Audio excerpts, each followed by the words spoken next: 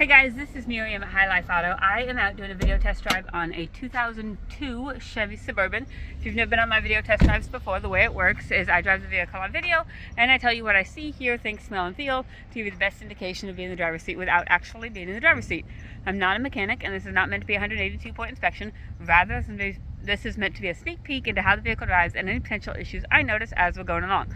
So, we'll take a look around the vehicle. We won't take a drive, but I'll tell you why, and then we'll take a look under the motor, under the hood. Wait, I did that wrong, but okay, anyways, we got it all together. So, anyways, we're not going to take a full drive on this. We will take a short drive because when they sold it at the auction, they said bad transmission. But I'm going to let you know, I'm going to sell this one cheap right now, but this is going to go to the top of my list to fix because I don't think it's a bad transmission. And just because I've done a little bit, okay, I'm not a mechanic, I told you that. But I do some Google research, and so just based on that, so the code on here is, okay, so I've got an O2 sensor code, whatever, who cares, and I've got a 502 vehicle speed sensor A circuit low code.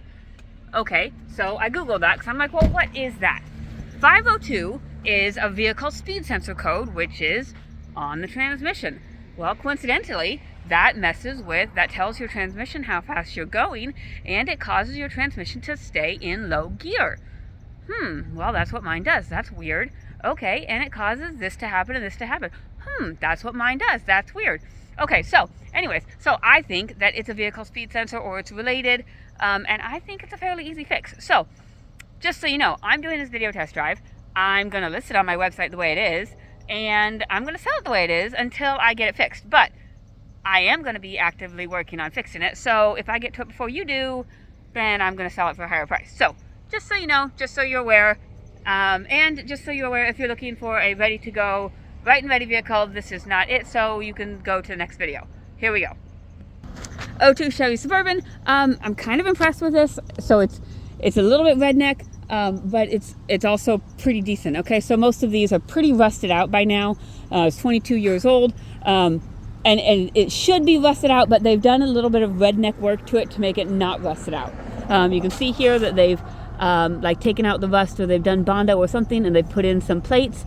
Yes, it's not perfect, it's not factory, but it's not all rusted out. So you've got the back quarter panel, you've got the rockers that, yes, they should be rusted out, and yes, the paint is not exactly perfect, but it looks a whole lot better than the Chevys that you see running around with no wheel wells because they're all rusted out. So you kind of give and take a little bit there. Tires are probably about 40%. They're pretty good looking tire. They're an all-terrain. Rockers look pretty decent. Again, you've got, on that back cab corner, you've got some of the bodywork repair. And then this front wheel well, I think you've probably got the same thing under here. You've got the black paint done. Front tires are very similar to the back. It just looks like it's had some redneck bodywork done. Kind of the same thing all along the doors and stuff. It's not perfect. I mean, and if you wanted to do a better body job, you certainly could. But my thing is, it looks better than a 22-year-old Suburban. Most 22-year-old Suburbans do running around the streets right now. So back end, it looks pretty decent. Again, you've got a little bit of stuff right here where they normally rust. That's just kind of a normal point, and they fixed it. Back here, you've got all the storage space. These seats go down. They don't fold flat like the new Suburbans. They just fold down. And this side, you've got the same thing as the other side. You've got the repaired rear quarter panel, and you've got a couple little spots where they've done the gold paint and all of that. It's not perfect, I'm not going to lie. It's a little bit redneck.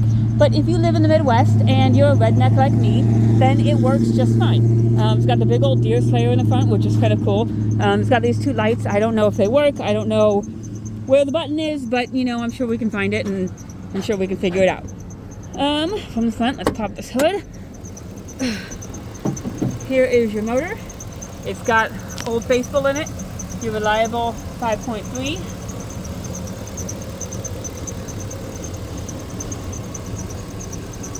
All the fluids looked good this morning. I did add some transmission fluid.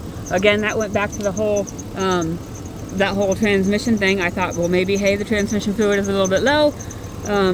I don't think that was the case, but I did add some just because it was, you know, it was a hair low. So here we go. I'm gonna get. Oh, let's take a look in the back. And on top of the outside, it's been detailed on the inside. It's leather seats. It's a leather captain chairs. So it looks nice on the inside. Again, it's got a couple little flaws. Here's the front. The driver's seat is one of them. It's always the roughest spot in any car.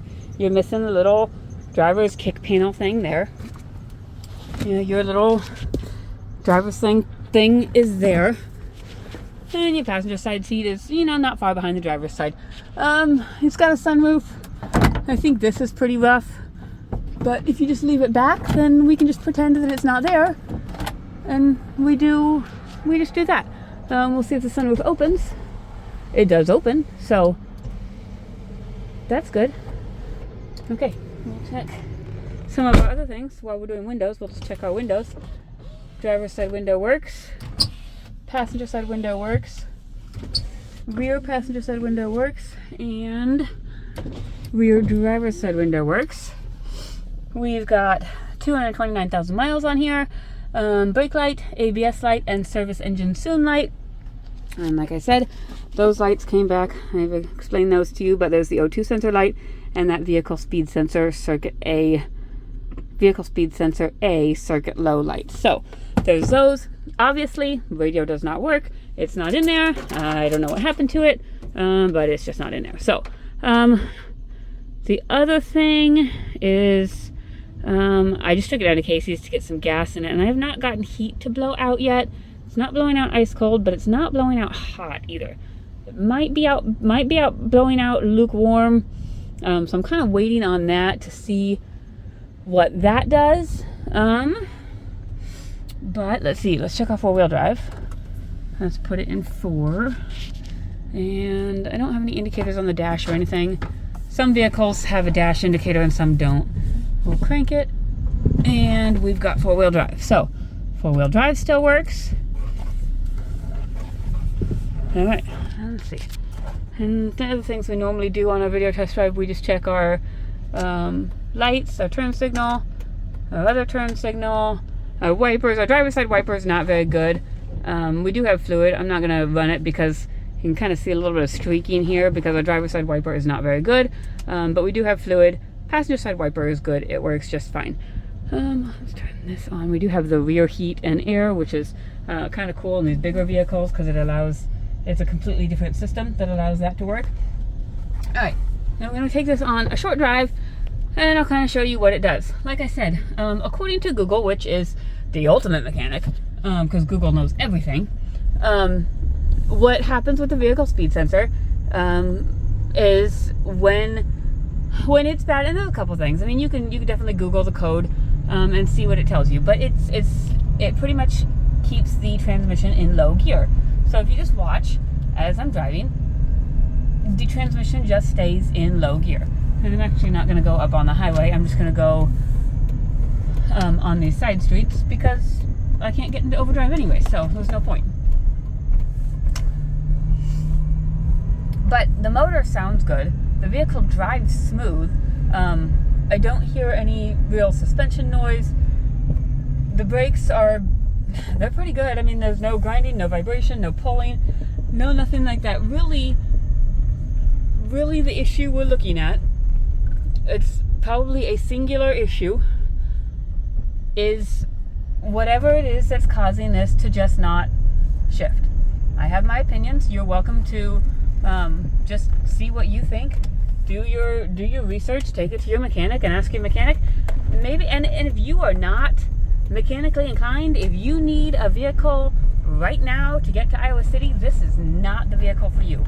But if you have a week or 2 weeks and a couple $100 and a little bit of mechanical knowledge, maybe this is the vehicle for you. Maybe you could save a couple $1,000 by buying a cheap vehicle and putting a couple $100 in it and fixing it. So here's what I've got. So I think we've got that issue right there, and then potentially just an issue with heat, which could be as simple as like a thermostat. I'm not certain. It's just not blowing out very hot, and my coolant level is fine. So I mean, it's blowing out a little bit warm, just not blowing out very hot, which it should. So got a couple little issues. If you want to take a look at them and see what you think, and let me know if you have any questions, and I'll see what I can do to answer them. So there may be other disclosures that I need to look on the bill of sale for, but those will be in the description, or Matt's redoing the website, so I'll have to figure out where they go. So if you have any other questions, my cell phone is 309-267-7200. Thanks, guys.